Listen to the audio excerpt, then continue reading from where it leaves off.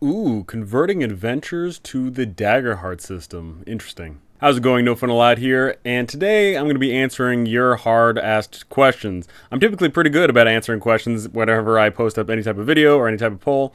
I usually get to most of them because, thankfully, if I'm off somewhere, I can do it on my phone. It's pretty easy. But today I wanted to go over some questions that I asked you all to ask me, so let's dive into it. First off, where can I find guides to run some of my 5e campaign modules, such as Tomb of Annihilation, using Daggerheart rules and adversaries? I have 5e campaign books that I have been wanting to DM, but I now want to play Daggerheart. Alrighty, so as of yet, I have not seen anything that is a hardcore, like specifically designed document of how to convert 5e to Daggerheart. I haven't seen that yet. What I'm going to say is it's actually, I think adventures in particular are going to be way easier to convert to Daggerheart than some of the other systems and machinations of 5e, specifically in regards of things like classes. I think Daggerheart already stands off on its own with its classes, so you don't need that conversion. But the adventures, that's the interesting one. What I think really that boils down to is, unfortunately, there's already a major issue with the 5e adventure design in that a lot of people don't run them rules as written anyway. So when looking at something like specifically Tomb of Annihilation, what that comes down to is the style that you want to run that game in. Do you want that to be a pulp action adventure? Do you want that to be a meat grinder? Do you want that to be all about the hex crawl? Do you want it to just be a point crawl? You know, what is it that you want to make that into? In answering that question is going to lead you into converting the campaign module into the Daggerheart system. I'm sitting here thinking about it now. I think I maybe if I get enough interest, maybe I'll write up a little thing about converting 5e adventures and monsters and all that like from 5e to Daggerheart. That could be interesting. But for a quick little synopsis here, I'm going to say that for converting adventures, keep the roleplay as is. But what really comes down to is, of course, the monsters and the traps. When it comes to monsters, just take a look at what you think the monster would be appropriate for in regards to how much damage it deals. When it comes to traps, of course, do the same thing. And ultimately, it's really about cementing that narrative aspect into the adventure where normally there isn't as much narrative involved. It's funny, I've run TOA a bunch of times now, and I'm just so enamored with it. I want to keep running it, and I do want to run it with other systems. So I think running it with Daggerheart could actually be a really, really interesting way to go about it. I'm going to be running Tomb of Annihilation using my own fairy tale system, Make Believe, and I think that's a really good fitting, setting for that. But I think Daggerheart could actually absolutely work wonders as well. Can 100 humans win a fight against 100 humans? I'd say they've got maybe like a 50-50 chance. What's the melting point of orcs?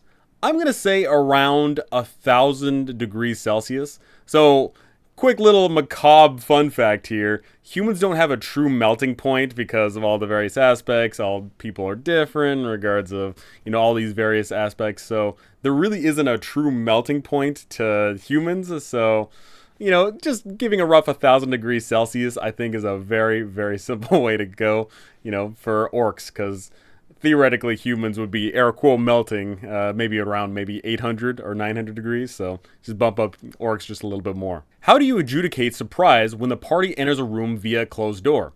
Simple. I roll for it. Ultimately, what it comes down to is whenever I'm rolling for a surprise, whatever the system may be, I want there to be the chance of success and the chance of failure. Because if we're playing a game that is involving dice, then I want dice to determine certain outcomes. And if we're playing a game that doesn't involve dice, then I want that narrative to shine through. Ultimately, I think that if the players are rolling, either stealth checks or I'm just describing what they're describing what they're doing. I'm describing like what's going on in the scene. I think it's just a very fair way to say, hey, on the other side of that door, there is obviously people there, but you guys are stealthy. When you go to open that door, I'm going to roll for it. And because you guys were super stealthy, then it's an incredibly low chance that they're not surprised. But, maybe if I roll, a 1 on a D6 or a D10 or whatever, then, hey, maybe someone like noticed at the last minute and you guys don't get surprised. Maybe some of the creatures are surprised, some aren't. There is a lot of different ways to go about it. I think the classic one of, the party is door kickers. They're kicking down the door and there's 10 of, let's say, guards that they're fighting up against. then I think it'd be very reasonable, depending on the circumstance, that, oh, hey, maybe two of them aren't surprised and thus they get to act, but the other eight are surprised. If I do roll that, maybe there's so many ways to go about it. Individually rolling for the whole group. I think obviously rolling for the whole group is probably one of the better ways to go, just to make things really, really quick and simple. Maybe certain monsters are always on alert, some monsters are never on alert. It really comes down to the individual thing. But ultimately, I do subscribe to rolling, because rolling adds that element of the storytelling of our games that we can never recreate, and that's the beauty of it. When your players go in and they kick down the door, and I roll for surprise, and then they're all surprised, and then they kill all the monsters in one go because they're surprised, that feels awesome. The players earned it. It was right there in front of them. I rolled bad, they rolled good, they had good tactics, they won, and they won because they were good. I know it's an old fight. How do you square invisibility with rules versus realism? Maybe it's just me. I run into the impossible to find flying invisible hero or monster. Yeah, ultimately I'm of the camp of, if you are invisible, you cannot be seen. That's the end of the story. There is no shimmer, there's no glow, there's no, nothing at all whatsoever. And that's just the way I run it. Now, invisible, of course, just means you cannot be seen, but of course, maybe if you are heard, that's another thing. Maybe people can suss out where you are based off of their hearing.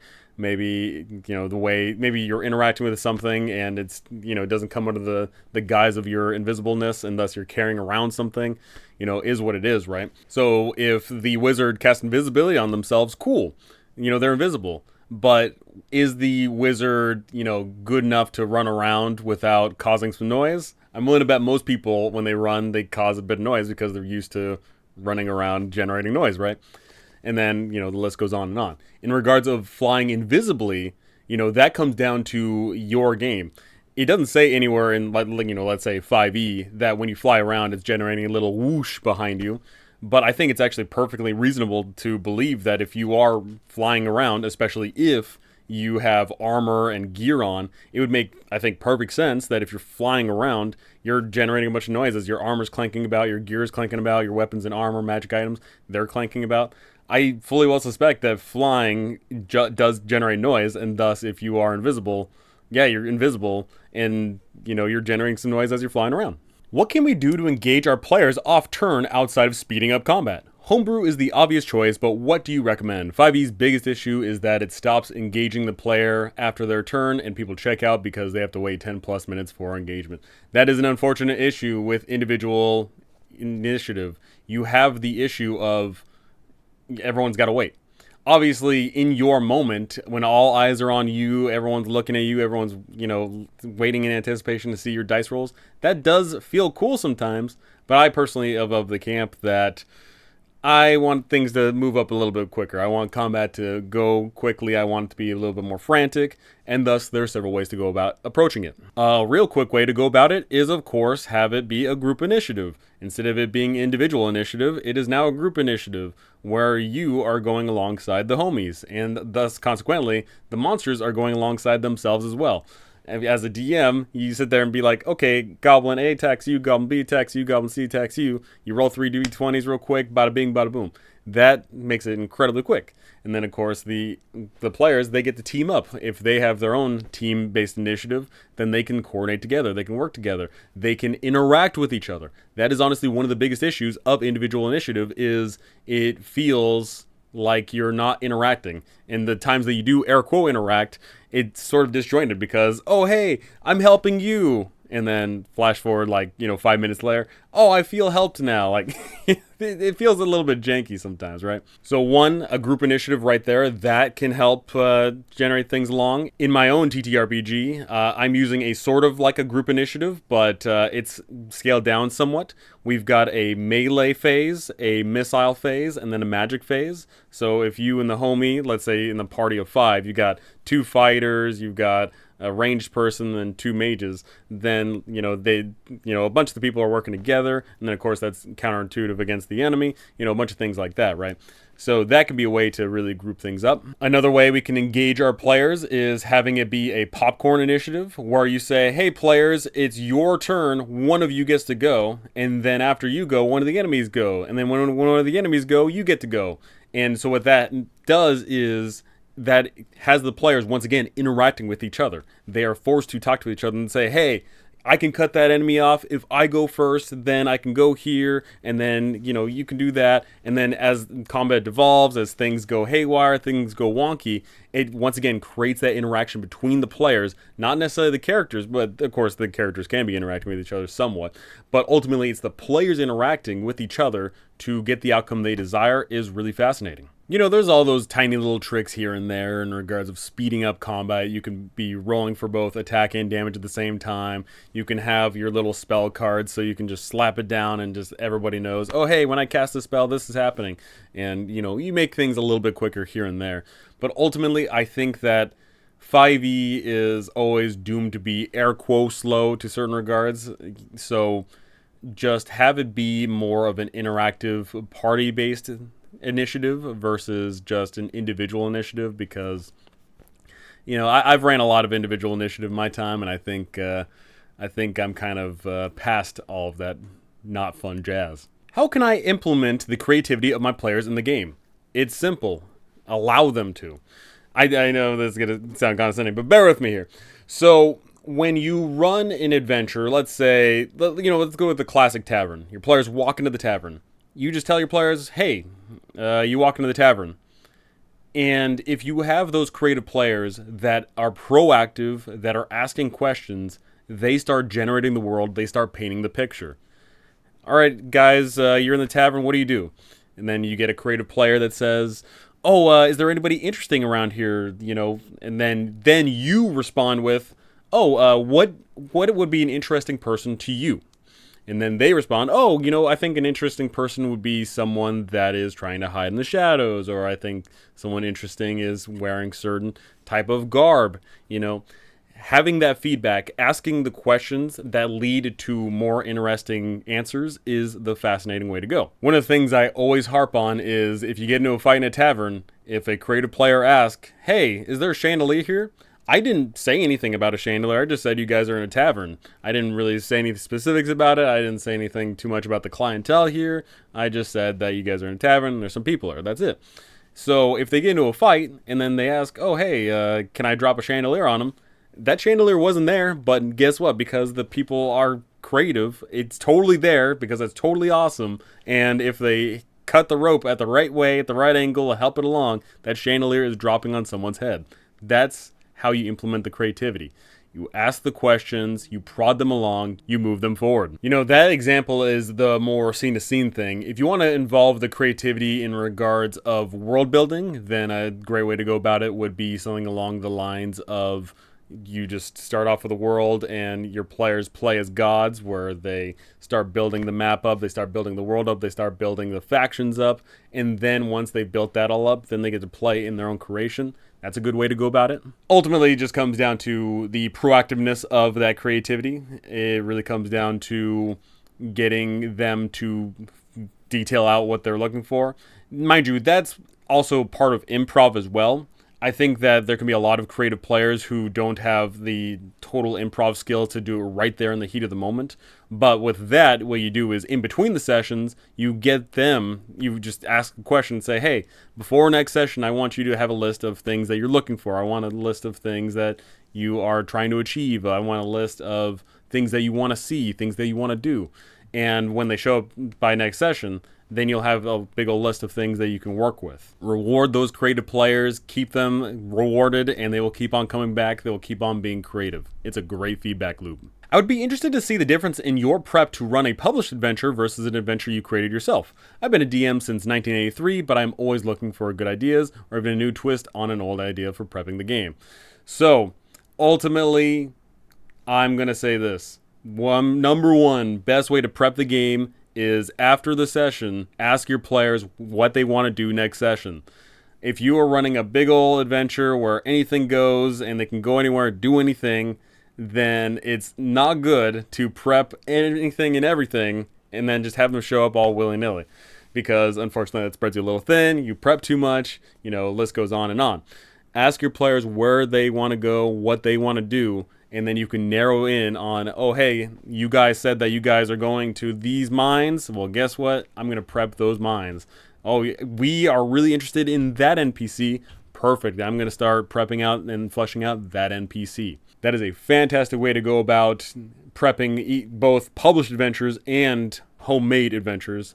Easy peasy. Now, I'm going to say the difference between prepping a published adventure versus my own adventure, it comes down to the individual adventure. But, let's say here, published adventures, I think a really, really simple way I go about it is I read it and then I think about how my players are going to mess everything up. Because ultimately that's the player's whole agenda in life, is to ruin everything that I prep. And what ends up going on with that is I start doing these mental gymnastics of, oh, hey, my players are going to ruin it this way. My players are going to ruin it that way. And then I start thinking about little contingencies here and there. I start thinking about how I would go about playing it. But ultimately, I don't delve too deep into that. I just want to keep a little bit of that, adventure for myself here. Because when I show up, I also want to be entertained and surprised as well. And ultimately, I am now at the stage of my D&D/TTRPG career where I'm no longer looking for adventure modules where I have to do a lot of prep in order to run them. I am looking for adventure modules to buy where I can run them with a lot less prep. I know there's a lot of great adventure modules out there that require a ton of reading, and I'm just not for that, unfortunately. I want to have a sense of quickly being able to look over the adventure, understand what's going on, and, join in on the fun along with my players. Now, in regards of prepping my own made adventures, it's pretty simple. I, for a long while now, have just been creating sandboxes. I've been creating sandboxes where there's a town, there's a city, there's a thing, there's a place. Then there's outside of the towns and cities, there's the dungeons, and then there's the overarching plots.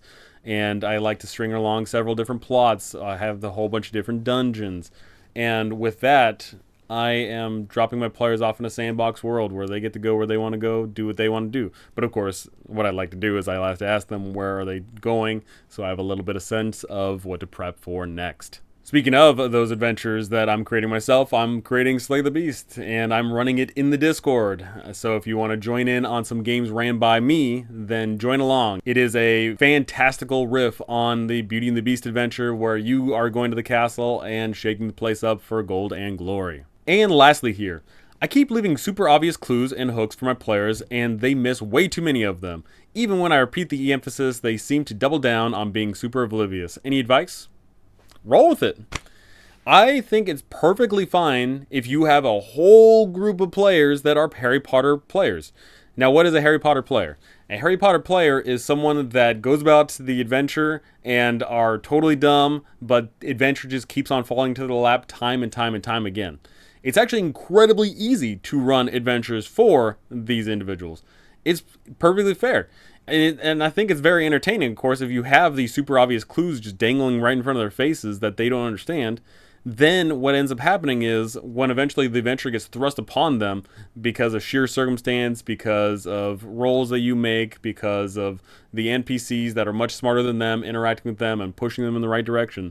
Then if they are, of course, smart enough to remember all of those obvious clues, then they have the thing. Oh, that was connected to that. That's perfectly acceptable. I think it's a fantastic way to go about it. Just having a whole group of Harry Potter players makes life really, really simple in regards of prepping things. You do have to, go about making those extra clues and hooks and things of that nature. But at the end of the day, just generate a bunch of them. Maybe one of them sticks, and that's perfectly fine. Then you keep on resetting them, remaking them, having a whole host of hooks and clues and trails to follow. That's a fantastic way to go. I think ultimately, though, another good way to go about this is to simply ask your players what kind of adventures do they want to play in. Do they want to play in adventures where they have the initiative, they have the drive, and they push forward and they do great things?